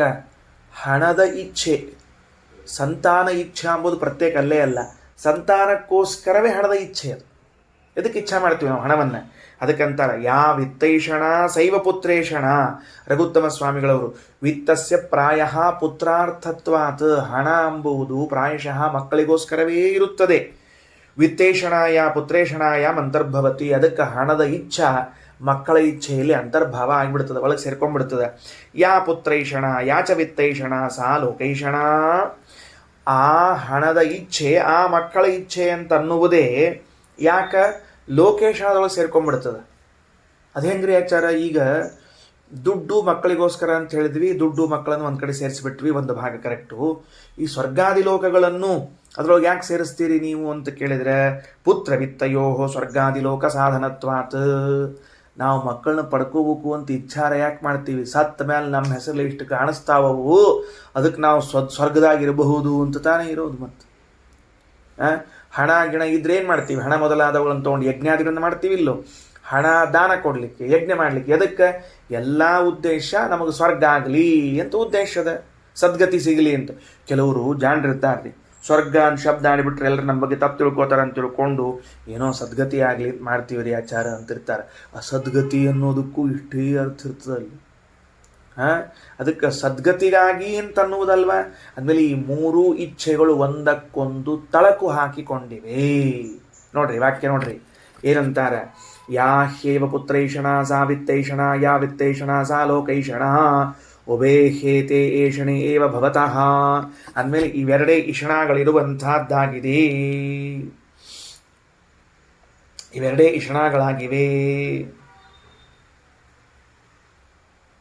ಅದಕ್ಕೆ ರಘುತ್ತಮ ಸ್ವಾಮಿಗಳವರು ಚಂದ ಬರೀತಾರೆ ರೀ, ಪುತ್ರೇಷಣ ವಿತ್ತೇಷಣ ಇದು ದುಃಖ ಸಾಧನ ಆಗೇದ, ದುಃಖಕ್ಕೆ ಕಾರಣ ಆಗ್ತಂದು ಬಿಡ್ರಿ. ಮತ್ತು ಸ್ವರ್ಗ ಲೋಕ ಅಂತ ಅನ್ನೋದೇನದ, ಯಾಗಾದಿಗಳನ್ನು ಮಾಡಿ ಪ್ರಾರ್ಥನಾ ಮಾಡ್ಕೋತೀವಿ, ಇದು ಯಾಕೆ ದುಃಖ ರೂಪ ಆಗ್ತದೆ? ಇಲ್ಲಿ ನೀವು ಕಷ್ಟಪಡಬೇಕು, ಹಣ ಸಂಪಾದನೆ ಮಾಡಬೇಕು, ಮಕ್ಕಳನ್ನ ನೋಡ್ಬೇಕು, ಪೋಷಿಸ್ಬೇಕು, ಪಾಲಿಸ್ಬೇಕು, ಎಲ್ಲ ದುಃಖದ ಸಂಗತಿ. ಮೋಕ್ಷ ಇದು, ಸ್ವರ್ಗ ಯಾಕೆ ಆಗ್ತದೆ? ಅದಕ್ಕೆ ಉತ್ತರ ಕೊಡ್ತಾರೆ. ನಾನು ಸ್ವರ್ಗಾದಿ ಲೋಕಸ್ಯ ಯಾಗಾದಿನ, ರಘುತ್ತಮ ಸ್ವಾಮಿಗಳ ವಾಕ್ಯ. ನಾನು ಸ್ವರ್ಗಾದಿಲೋಕಸ್ಯ ಯಾಗಾದಿನ ಪ್ರಾರ್ಥ್ಯಮಾನತ್ವ ತದೇಷಣಾಯಾಹ ವ್ಯುತ್ಥಾ ಇತಿ ಕಥಮುಕ್ತಂ. ಅಂದ ಮೇಲೆ ಅದು ಸ್ವರ್ಗ ಸುಖಕ್ಕಾಗಿ ಇರುವಾಗ ಅದನ್ನು ತ್ಯಾಗ ಮಾಡಿ, ಆ ಮೂರನೇ ಇಚ್ಛೆಯನ್ನು ತ್ಯಾಗ ಮಾಡಿ ಮೋಕ್ಷವನ್ನು ಹೊಂದುತ್ತಾರ ಅಂತ ಅದು ಹೆಂಗಂದ್ರಿ ಅಂತ ಕೇಳಿದರೆ ಅದಕ್ಕಂತಾರೆ ತಸ್ಯಾಪಿ ದುಃಖರೂಪತ್ವಾತ್. ಸ್ವರ್ಗಾದಿ ಲೋಕಗಳು ಸುಖರೂಪ ಅಂತೇಳಿ ಬೇಡ, ಅವು ದುಃಖರೂಪವೇ ಆಗಿ. ಅವೇನು ಭಾಳ ಸುಖರೂಪ ಅಂತ ಅನ್ಕೋಬೇಡ, ಅವು ದುಃಖರೂಪವೇ ಆಗ್ಯಾವ. ಅದಕ್ಕೆ ಅವುಗಳನ್ನು ಅವಶ್ಯವಾಗಿ ನಾವು ವ್ಯುತ್ಥಾನ ಹೇಳಬೇಕು ಅಂತ ತಿಳ್ಕೊಳ್ರಿ. ಸರಿ, ಅದಕ್ಕೆ ಉಭಯ ದೃಷ್ಟಾದೃಶ್ಯ ವಿಷಯ ಯಸ್ಮಾದೇಶಣೆ ತಸ್ಮಾತ್ ದುಃಖರೂಪ ಏವ. ಅದಕ್ಕೆ ಹೇಳಿದರು ಉಭಯ ಹೇತೆ ಏಷಣೆ ಏವ ಭವತಃ. ಸ್ವರ್ಗಾದಿಗಳು ಕೂಡ ಇಷಣ ಅಂತ ಕರೀತಾವ, ಅವು ದುಃಖಕ್ಕೆ ಕಾರಣವಾಗ್ತಾವ. ತಸ್ಮಾತ್ ಯಾವ ಕಾರಣದಿಂದ ಭಗವಂತನ ಅಪರೋಕ್ಷ ಜ್ಞಾನವೇ ಮೋಕ್ಷ ಸಾಧನವೋ, ಇಷ್ಟೆಲ್ಲ ನಿರ್ಧಾರ ಮಾಡಿದ್ರಿ. ಈಗ ಅಂದರೆ ಅಪರೋಕ್ಷ ಜ್ಞಾನವಾತು ಅಂತಾದರೆ ಇವುಗಳನ್ನೆಲ್ಲವನ್ನು ತ್ಯಾಗ ಮಾಡಿಕೊಂಡು ಮೋಕ್ಷವನ್ನು ಹೊಂದುತ್ತಾನೆ ಅಂತ ಹೇಳಿದ್ರಲ್ಲ, ಅದನ್ನು ನಿರ್ಧಾರ ಮಾಡ್ತಾರೆ ಕೊನೆಗೆ. ತಸ್ಮಾತ್ ಅಂದರೆ ಹಿಂದೆ ಯಸ್ಮಾತ್ ಇಟ್ಕೋಬೇಕು. ಯಸ್ಮಾತ್ ಯಾವ ಕಾರಣದಿಂದ ಅಪರೋಕ್ಷ ಜ್ಞಾನವೇ ಮೋಕ್ಷ ಸಾಧನವೋ, ತಸ್ಮಾತ್ ಆ ಕಾರಣದಿಂದ ಬ್ರಾಹ್ಮಣ ಅಂದರೆ ಮೋಕ್ಷಾಪೇಕ್ಷೆ ಉಳ್ಳಂತಹ ವ್ಯಕ್ತಿಯೂ ಬ್ರಾಹ್ಮಣ ಭಗವಂತನ ಸಾಕ್ಷಾತ್ಕಾರ ಮಾಡಿಕೊಳ್ಳಬೇಕೆಂಬ ಇಚ್ಛೆ ಉಳ್ಳವನು ಅಂದರೆ ಮೋಕ್ಷ ಇಚ್ಛು ಏನು ಮಾಡಬೇಕು? ಪಾಂಡಿತ್ಯಂ ನಿರ್ವಿದ್ಯ ಬಾಲ್ಯೇನ ತಿಷ್ಟಾಸೇತ್. ಬಾಲ್ಯಂಚ ಪಾಂಡಿತ್ಯಂಚ ನಿರ್ವಿದ್ಯ ಅಥ ಮುನಿ ಅಮೌನಂಚ ಮೌನಂಚ ನಿರ್ವಿದ್ಯ ಅಥ ಬ್ರಾಹ್ಮಣ. ಚಂದದ್ರಿ ವಾಕ್ಯಗಳು. ಮೇಲ್ ನೋಡ್ಲಿಕ್ಕೆ ಒಂದು ಬೇರೆ ಬೇರೆ ಅರ್ಥವ, ತೆಳಗೊಂದು ಬೇರೆ ಅರ್ಥವ. ಏನಾಗಬೇಕು? ಪಾಂಡಿತ್ಯಂ ಅಂದ ಮೇಲೆ ಅಪರೋಕ್ಷ ಜ್ಞಾನವೇ ನಮಗೆ ಮೋಕ್ಷ ಸಾಧನ. ಈ ಪುತ್ರೇಷಣ ವಿತ್ತೇಷಣ ಲೋಕೇಶಣಗಳೆಲ್ಲ ದುಃಖ ರೂಪ, ಇವನ್ನ ತ್ಯಾಗ ಮಾಡಬೇಕು ಅಂತಾದ ಮೇಲೆ ಏನನ್ನು ಸಂಪಾದನೆ ಮಾಡಬೇಕು ಅಂದ್ರೆ ಪಾಂಡಿತ್ಯವನ್ನು ಸಂಪಾದನೆ ಮಾಡಬೇಕು. ಭಾರಿ ಆತ್ಬಿಟ್ಟಾಚಾರ. ಪಾಂಡಿತ್ಯ ಸಂಪಾದನೆ ಮಾಡಬೇಕು ಅಂದ್ರೆ ಮತ್ತೆ ಎಲ್ಲ ಪಂಡಿತರಪ್ಪ, ನಮಗೂ ಹೆಸರು ಮುಂದೆ ಪಂಪು ಹಾಕ್ಬಿಟ್ರೆ ಮುಗಿದು ಹೋಯ್ತು. ಪಾಂಡಿತ್ಯ ಸಂಪಾದನೆ ಆಗ್ತದೆ ಅಂದ್ರೆ ಆಚಾರ ಅಂತಾರೆ. ಪಾಂಡಿತ್ಯ ಅಂದ್ರೆ ಏನು? ಪಾಂಡಿತ್ಯಂ ಆಗಮಜಂ ಜ್ಞಾನಂ. ಶಾಸ್ತ್ರಜನ್ಯ ಜ್ಞಾನವನ್ನು ಪಾಂಡಿತ್ಯ ಅಂತ ಕರೀತಾರ. ಏನು ಪಾಂಡಿತ್ಯ ಅಂತ ಎದಕ್ಕೆ ಕರೀತಾರ? ಶಾಸ್ತ್ರಜನ್ಯ ಜ್ಞಾನವನ್ನು. ಎಲ್ಲದ ಮುಂದೆ ಬಂದದ, ಅಲ್ಲಿ ಭಾಷ್ಯದಲ್ಲಿ ಹೇಳ್ಯಾರ. ಅದನ್ನು ನಾನು ಹೇಳ್ತೀನಿ, ಈ ಸಲ ಭಾಷ್ಯದೊಳದ ಮತ್ತೆ.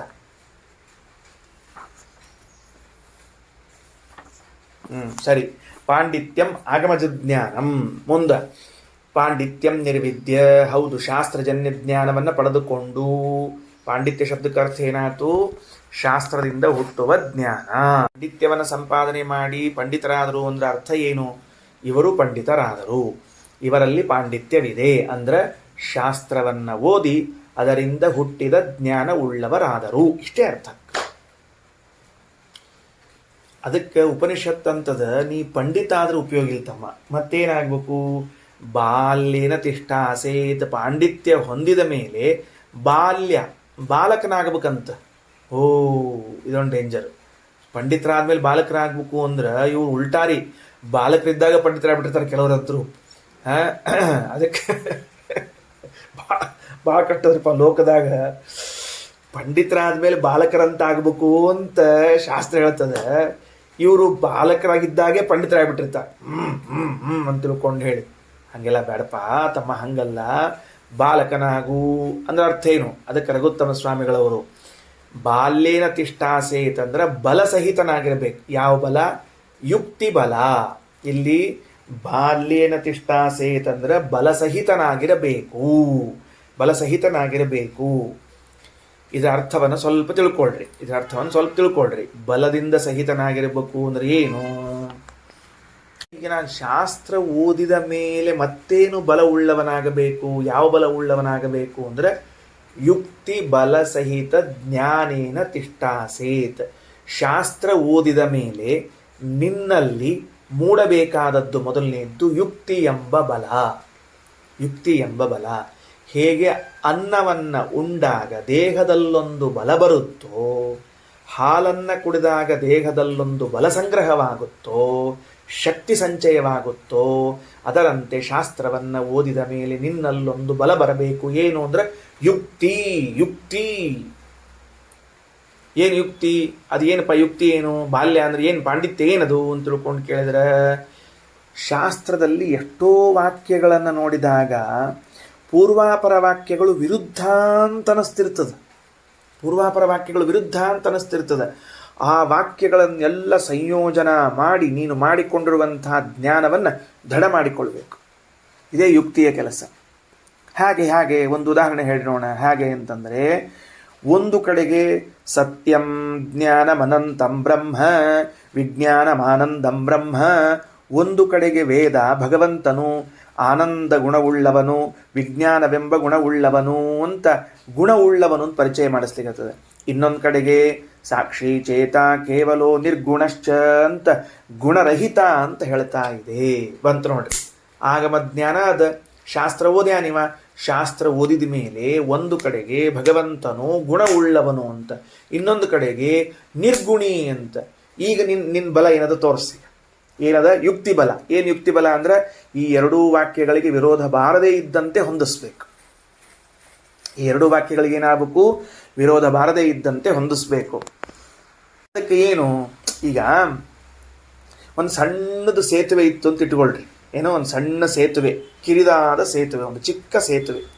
ಅದರೊಳಗೆ ಒಬ್ಬನೇ ಒಬ್ಬ ವ್ಯಕ್ತಿ ಹಿಂಗೆ ಹೋಗಬಹುದು, ಆ ಕಡೆಯಿಂದ ಒಬ್ಬ ಬರಬಹುದು. ಇಬ್ಬರು ಹೋಗ್ಲಿಕ್ಕೆ ಸಾಧ್ಯ ಇಲ್ಲ. ಇಬ್ಬರ ಆ ಸೇತುವೆ ಮೇಲೆ ಹೋಗ್ಲಿಕ್ಕೆ ಸಾಧ್ಯ ಇಲ್ಲ.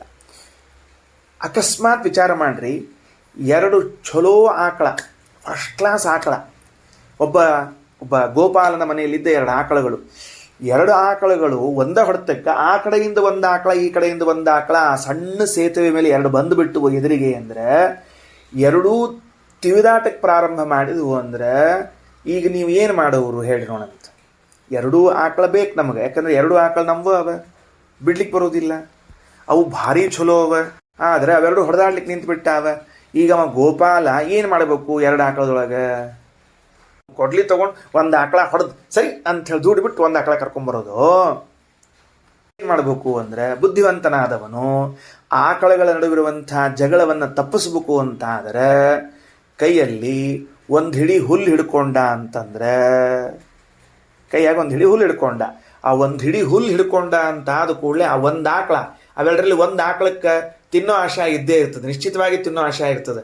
ಎರಡಕ್ಕೂ ಇರ್ತದೆ. ಒಂದಕ್ಕಂತ ಯಾಕೆ ಹೇಳಿದೆ ಅಂದರೆ, ಆ ಜಗಳದಾಗೂ ಕೆಲವ್ರು ತಿನ್ಕೋತಿರ್ತಾರೆ. ನೋಡ್ಬೇಕು, ಕೆಲವರೆಲ್ಲ ಜಗಳಾಡ್ಕೋತಿದ್ರು. ಅದಕ್ಕೆ ಕೆಲವ್ರು ಅಂತಾರೆ, ನೀವು ಬೇಕಾದ ಜಗಳಾಡ್ರಿ, ಊಟ ಮಾಡಿ ಜಗಳಾಡ್ರಿ, ನಮಗೇನು ಇದು ಇಲ್ಲ.